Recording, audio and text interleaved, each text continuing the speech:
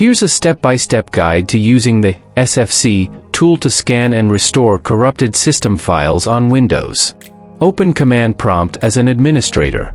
Press Windows key. Type Command Prompt in the search bar.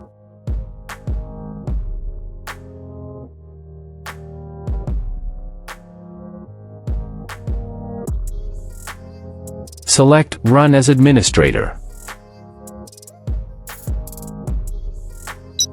Run the SFC scan. In the command prompt window that opens, which should say Administrator in the title bar, type SFC/scan now. Press Enter. Wait for the scan to complete. The System File Checker will begin scanning your system files for any corruptions. The process may take some time depending on your system's speed and the number of files to be scanned.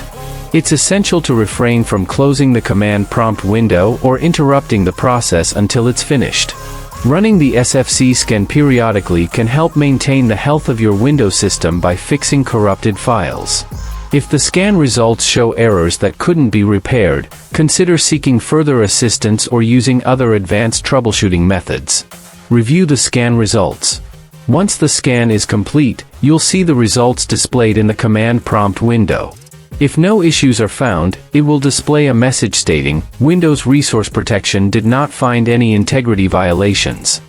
If corrupt files are found and successfully repaired, it will indicate that corrupted files were fixed. Reboot if necessary. Sometimes, certain repaired files might require a reboot to complete the process. If prompted or if you suspect a reboot is necessary, restart your computer.